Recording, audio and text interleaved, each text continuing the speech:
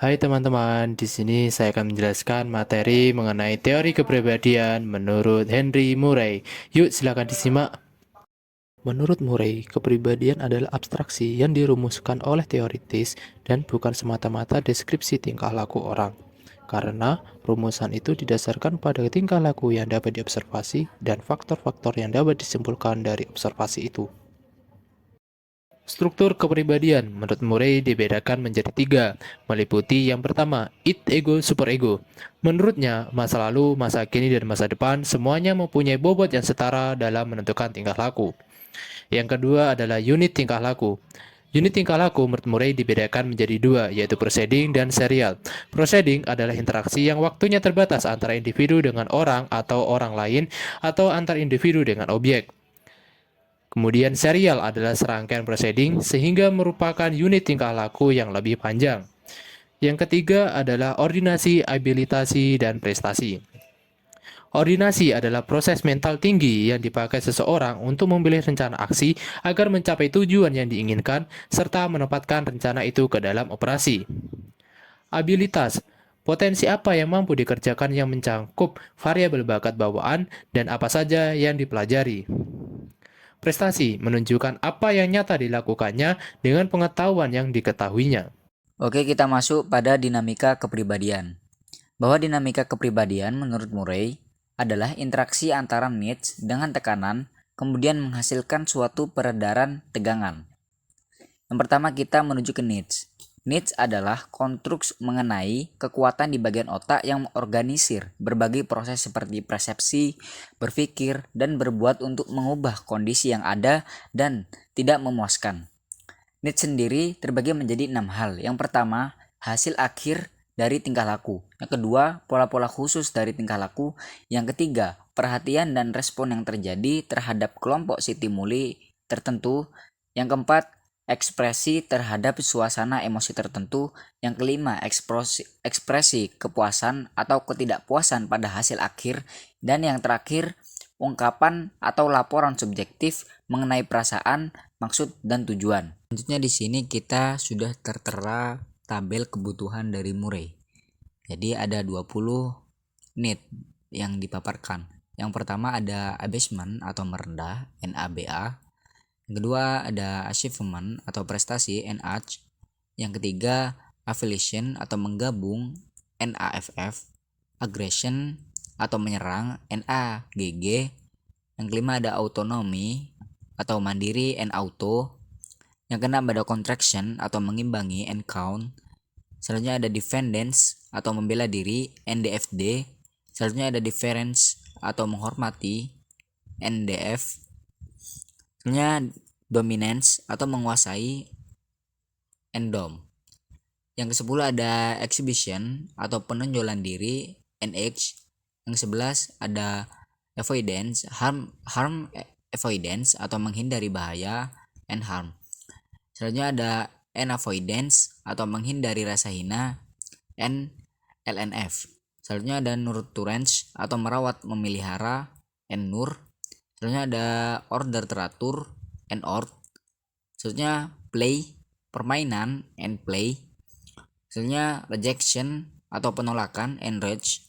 Selanjutnya sentence keharusan, NSEN. Yang ke-18 sex atau NSEX. Ke-19 succorance atau membuat orang iba, NSUK.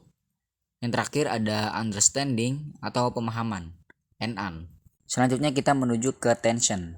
Tension merupakan bentuk penentu tingkah laku yang berasal dari lingkungan yang dapat membantu atau menghalangi orang menuju ke tujuan. Tension sendiri terbagi menjadi dua.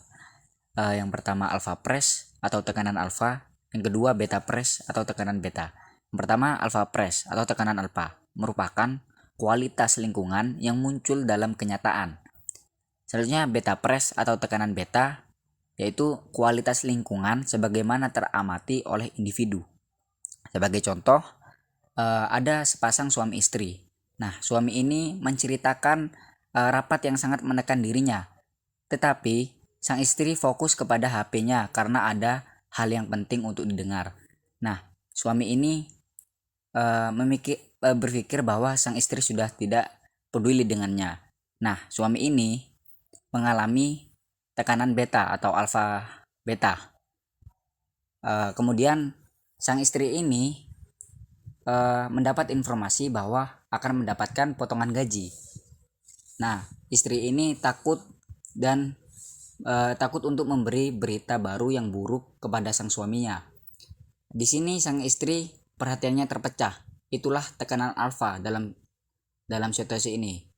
Selanjutnya kita masuk kepada tension reduction atau peredaan tegangan. Nah, tiap kebutuhan manusia menimbulkan tegangan. Ketegangan sendiri akan mereda setelah kebutuhan terpenuhi. Jadi, ketika orang itu punya kebutuhan dan ada tekanan, maka akan ada upaya untuk meredakan tegangan tersebut. Nah, upaya untuk meredakan tegangan tersebut biasanya berupa tingkah laku.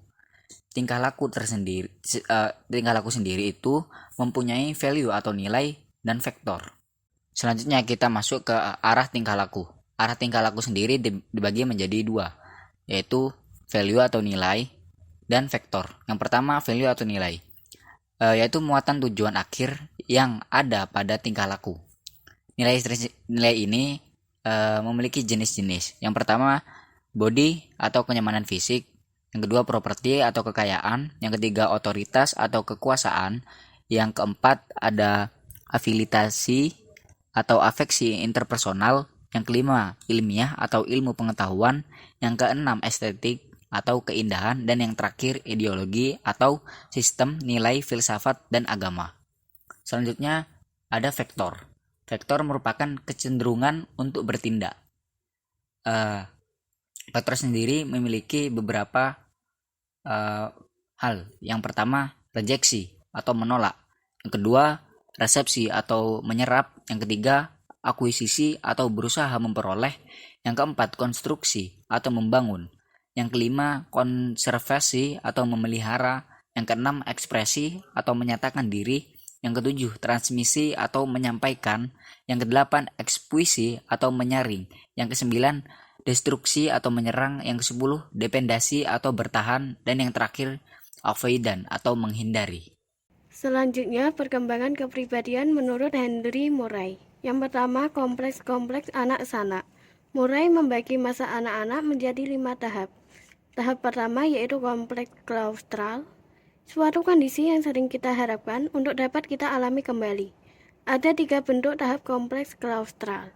Yang pertama dalam bentuk sederhana, yang termanifestasi untuk berkeinginan di tempat yang sempit, hangat, gelap, yang aman dan terasing. Kedua, perasaan yang tak berdaya dan perasaan tidak mendapat bantuan di dalam kandungan, sehingga menyebabkan orang menjadi takut berada di tempat yang terbuka. Ketiga, kompleks yang terpusat pada ketakutan, kehabisan nafas, dan keterkurungan sehingga dapat mewujudkan keinginan untuk berada di tempat yang terbuka. Yang kedua yaitu kompleks oral atau mulut, yaitu tahapan masa anak dengan ditandai oleh kondisi kepuasan yang dipengaruhi oleh tuntutan lingkungan. Pada kompleks oral memiliki 3 variasi. Pertama, oral kasihan, yaitu kombinasi dari aktivitas mulut, kecenderungan pasif, dan kebutuhan untuk dibantu dan dilindungi. Wujud tingkah lakunya antara lain makan, minum, simpati, cinta, perlindungan, dan kasih sayang. Kedua, kompleks oral agresi adalah kombinasi dari kompleks oral dengan aktivitas agresi. Bentuknya berupa menggigit, membentak, dan sarkasme. Yang terakhir, kompleks oral penolakan, yaitu segala aktivitas penolakan terhadap kepuasan yang mencakup takut ketularan penyakit dan keinginan untuk menyendiri. Yang ketiga, kompleks anal. Kompleks anal ini dibagi menjadi 2 jenis. Yang pertama, kompleks anal ditolak, yaitu mewujud dalam bentuk agresi seperti membanding sesuatu, menembakkan peluru, atau meledakkan bom. Yang kedua, kompleks anal retensi, yaitu mewujud dalam tingkah laku retentif seperti menimbun atau mengumpulkan sesuatu dan menabung. Yang keempat, kompleks uretral. Kompleks ini berhubungan dengan ambisi yang berlebihan, kerusakan sistem saraf, ngompolan, dan sangat mencintai diri sendiri. Yang kelima atau yang terakhir, kompleks kastrasi. Pada kompleks ini, Murray tidak setuju dengan Freud, yang menganggap bahwa ketakutan kastrasi sebagai sumber kecemasan orang dewasa. Nah, teman-teman, perkembangan kepribadian yang kedua itu ada perkembangan kebutuhan berprestasi atau NACH. Nah, menurut Munre, orang dengan kebutuhan berprestasi yang tinggi itu cenderung menunjukkan berbagai perbedaan dengan mereka yang kebutuhan berprestasinya rendah. Untuk perkembangan NACH itu tentu dipengaruhi oleh model pengasuhan anak dan hubungan anak dengan orang tua atau lingkungan. Namun, hubungannya itu sangat kompleks. Nah, yang ketiga ada determinan perkembangan. Menurut Murray, kepribadian itu adalah hasil akumulasi interaksi antara proses kemasakan genetik dengan faktor empirik. Nah, determinan perkembangan sendiri itu memiliki 3 jenis. Yang pertama, ada determinan kemasakan genetik atau yang sering juga disebut dengan determinan konstitusional, merupakan keseluruhan keadaan fisik atau kondisi tubuh seseorang pada saat itu. Yang kedua ada determinan keanggotaan kelompok, di mana kelompok sosial, di mana individu atau aspirasi kelompok itu berada mempengaruhi pembentukan kepribadian. Contohnya seperti keluarga, etnik, agama, ras, politik, kedaerahan, dan sosioekonomi. Yang ketiga ada determinan peran. Nah, peran itu dipandang sebagai determinan khusus yang terpisah dari determinan kelompok karena potensinya yang luar biasa dalam membentuk kepribadian yang berbeda di dalam kelompok.